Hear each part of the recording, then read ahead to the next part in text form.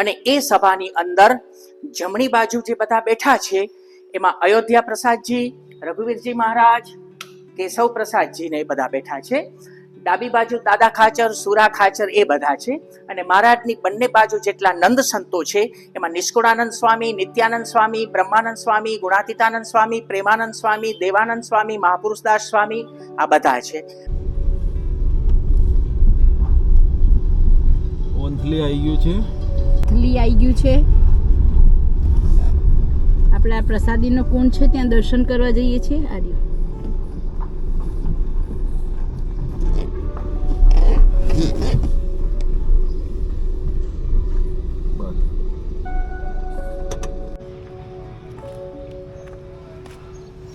આ પ્રસાદીનો કુંડ છે. સ્વામિનારાયણ ભગવાન વંથલી આવતા ત્યારે નાહવા આવતા હતા.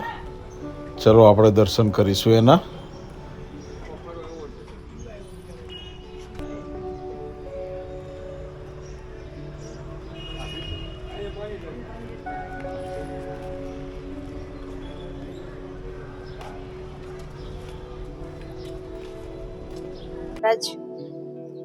જ્યારે વંથલી આવતા ત્યારે અહીંયા નાવા પધારતા.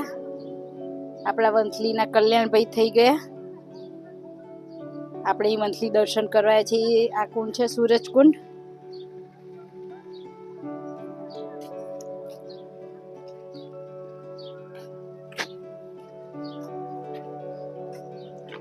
કલ્યાણભાઈ બહુ સત્સંગ કરાવતા મહારાજનો. એ આ વંથલી છે.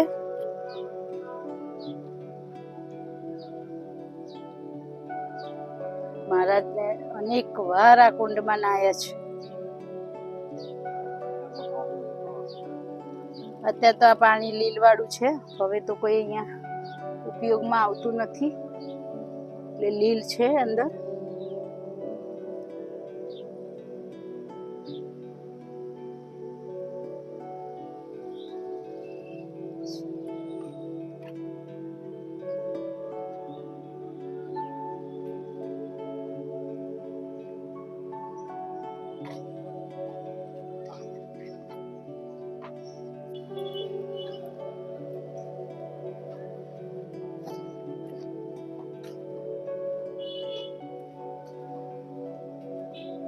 આપણે વંથલી કલ્યાણભાઈનું ઘર, આપણે ત્યાં આવી ગયા છીએ. દર્શન કરીએ. આ કલ્યાણભાઈ મહારાજના બહુ જ એકાંતિક સત્સંગી હતા અને બહુ અહીંયા ગામમાં બધાને સત્સંગ કરાવતા હતા. પછી એક વખત શ્રીજી મહારાજે કીધું, સત્સંગ કરાવતા હતા ત્યારે શ્રીજી મહારાજને કીધું કે અહીં ચમત્કાર બતાવો. મહારાજે પછી તો બધા તમારા સત્સંગી થાય. પછી મહારાજે કીધું કે બધા ખેડૂતોને કે તમે બધા અહીંયા માળા કરો, જપ કરો, સત્સંગ કરો, હું તમારું અનાજ પૂરું પાડીશ.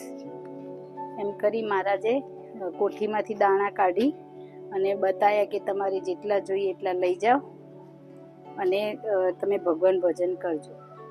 બધા ઊભા થઈ ગયા અને કહેવા માંડ્યા કે સ્વામિનારાયણ તો બધું કરી શકે, ચલો બધા ઊભા થઈને ચાલવા માંડ્યા. એમ મહારાજે ચમત્કાર બતાવ્યો. પણ ચમત્કારથી કરતા મહિમાથી સમજાય એ જ સત્સંગ સાચો. એ મહારાજ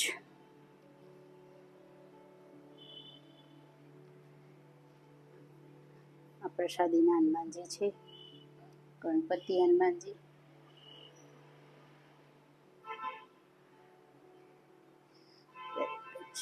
મહારાજની જય.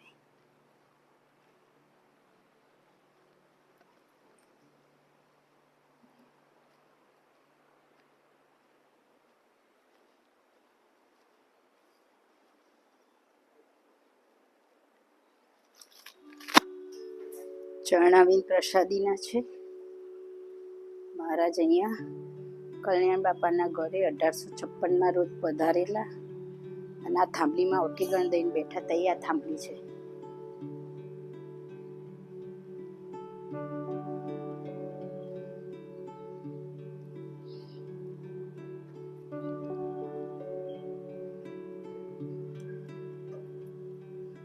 જય સ્વામિનારાયણ.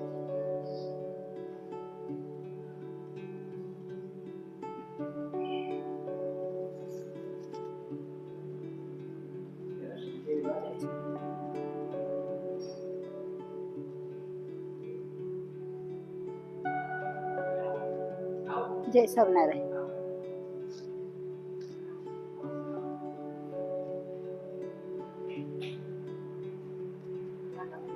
અમદાવાદથી.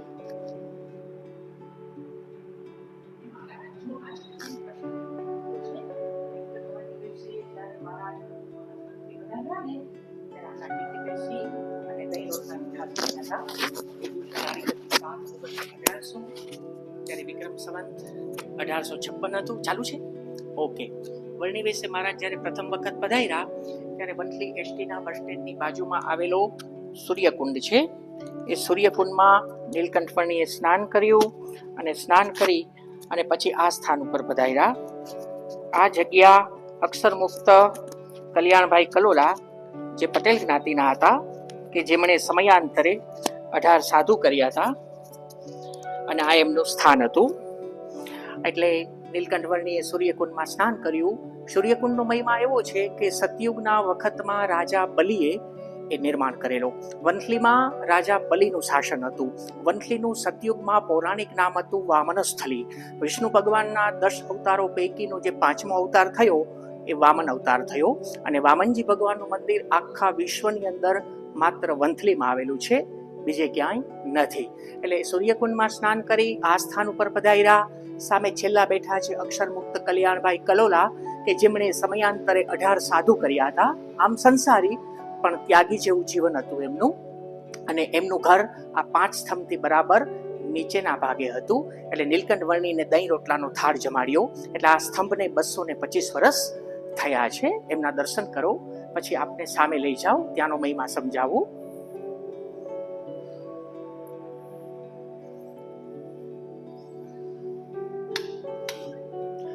રામાનંદ સ્વામીએ પીપળાણા ધામમાં દીક્ષા આપી. દીક્ષા પ્રાપ્ત કરીને જેવા મહારાજ વંથલી પધાર્યા એટલે કલ્યાણભાઈ આ ગોધડી પાથરી આપી. આમના ઉપર મહારાજ બિરાજમાન થયા. કલ્યાણભાઈ પ્રાર્થના કરી કે મહારાજ આપના ચરણારવિંદની મને છાપ આપો. એટલે નીચે 3 ચરણારવિંદ છે એ મહારાજે કલ્યાણભાઈને આપેલા છે. ફરી મહારાજ જ્યારે પરમહંસો સાથે પધાર્યા ત્યારે કલ્યાણભાઈએ પ્રાર્થના કરી કે મહારાજ મારે અહીંયા મંદિરનું નિર્માણ કરવું છે. ત્યારે મહારાજની સાથે વચ્ચે બેઠા છે ગુણાતીતાનંદ સ્વામી. એને આજ્ઞા કરી કે સ્વામી, કલ્યાણભાઈની ઈચ્છા છે તો તમે અહીંયા મંદિરનું નિર્માણ કરો. ત્યારે જુનાગઢનું રાધારમણ દેવનું મંદિર નિર્માણાધીન હતું, બન્યું નહોતું. એ પહેલા મહારાજે આજ્ઞા કરી એટલે કલ્યાણભાઈના ઘરમાં પ્રથમ મંદિરનું નિર્માણ ગુણાતીતાનંદ સ્વામીએ કર્યું. ત્યારે ફોટોગ્રાફીનો યુગ નહોતો, 200 વર્ષ પહેલા. એટલે કાચમાં તમે જ્યાં પેઇન્ટિંગ કરેલી લાલ કલરની મૂર્તિ જુઓ છો એ પ્રથમ મંદિરનું નિર્માણ ગુણાતીતાનંદ સ્વામીએ કર્યું. ત્યારે એ મૂર્તિની સ્થાપના કરવામાં આવી હતી. એટલે આ પ્રસાદીની મૂર્તિ છે. હવે અત્યારે આ પ્રસાદીની મૂર્તિ છે અને આ મૂર્તિના દર્શન મહારાજે પોતે પણ કરેલા છે. હવે અત્યારે આપણે આ ઊભા છીએ, આ બીજું મંદિર નિર્માણ થયું. આ બીજા મંદિરને 115મું વર્ષ ચાલે છે. કારતક સુદ પૂનમ વિક્રમ સંવત 1966માં આ બીજું મંદિર નિર્માણ થયું. હા, જારી હતી ને અહીંયા, પછી આ રિનોવેશન કર્યું. અને આ બીજું મંદિર છે એ છેલ્લેથી બીજા બેઠા છે રૂગનાથ ચરણદાસજી. એમણે આ મંદિરનો બીજી વખત નિર્માણ કર્યું. હાજી. કાલવાણીમાં મહારાજે એક સાથે 500 પરમહંસોની દીક્ષા આપી હતી. એ પૈકીના એક પરમહંસ અમારા વંથલીના હતા, શ્રીધરાનંદ સ્વામી. શ્રીધરાનંદ સ્વામીને મહારાજે કાલવાણીમાં દીક્ષા આપી અને નામ રાખ્યું શ્રીધરાનંદ સ્વામી. પછી આજ્ઞા કરી કે સ્વામી તમે નડિયાદની પાસે ઠાસરા ગામ છે ત્યાં જાઓ અને આપણા સ્વામિનારાયણ સંપ્રદાયનો ખૂબ ફેલાવો કરો. એટલે મહારાજની આજ્ઞાથી શ્રીધરાનંદ સ્વામી નડિયાદની પાસે ઠાસરા ગયા, ત્યાં આપણા સંપ્રદાયનો ફેલાવો કરી અને ત્યાંથી સ્વધામ ગયા. તમે આવીને વચ્ચે જે આ દર્શન કરો છો એ મહારાજની 1860ની પેઇન્ટિંગ કરેલી સભા છે. અને એ સભાની અંદર જમણી બાજુ જે બધા બેઠા છે એમાં અયોધ્યા પ્રસાદજી, રઘુવીરજી મહારાજ, કેશવ પ્રસાદજી ને એ બધા બેઠા છે. ડાબી બાજુ દાદા ખાચર, સુરા ખાચર એ બધા છે. અને મહારાજની બંને બાજુ જેટલા નંદ સંતો છે એમાં નિષ્કુળાનંદ સ્વામી, નિત્યાનંદ સ્વામી, બ્રહ્માનંદ સ્વામી, ગુણાતીતાનંદ સ્વામી, પ્રેમાનંદ સ્વામી, દેવાનંદ સ્વામી, મહાપુરુષદાસ સ્વામી આ બધા છે. એટલે આખી મહારાજની આ 1860ની પેઇન્ટિંગ કરેલી સભા છે. અહીંયા ગુણાતીતાનંદ સ્વામી બેઠા છે. આ સિંહાસન તમે જુઓ છો એ પ્રથમ મંદિરનું નિર્માણ ગુણાતીતાનંદ સ્વામીએ જે આ 5 સ્તંભથી નીચે કર્યું હતું ત્યારે આ એ સમયનું સિંહાસન છે. આવો મારી સાથે.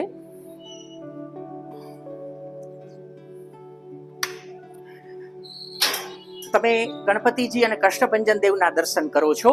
આ બંને મૂર્તિઓ મહારાજે જુનાગઢ મોટા મંદિર માટે એટલે કે રાધારમણ દેવના મંદિર માટે બનાવી હતી. પણ મંદિર બહુ ભવ્ય નિર્માણ થયું એટલે મહારાજને વિચાર થયો કે હવે મંદિરના પ્રમાણમાં તો બંને મૂર્તિ મને નાની દેખાય છે. એટલે ગુણાતીતાનંદ સ્વામીને આજ્ઞા કરી કે સ્વામી તમે આ બંને મૂર્તિની સ્થાપના વંથલીમાં કરો. એટલે મહારાજની આજ્ઞાથી ગુણાતીતાનંદ સ્વામીએ બંને મૂર્તિઓને પધરાવેલી છે. પ્રસાદીની મૂર્તિ છે.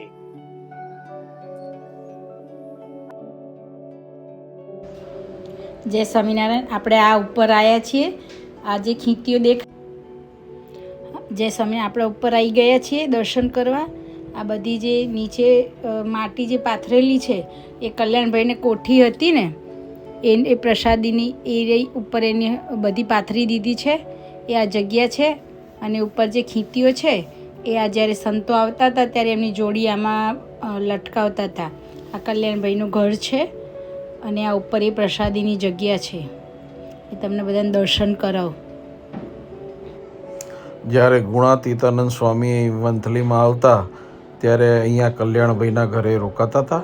જ્યાં ખીંતીઓ તમે જોઈ ત્યાં તે એમના વસ્ત્રોને એવું ટીંગાડતા હતા. તેથી આ જગ્યા અને ખીંટીઓ બહુ પ્રસાદીની છે.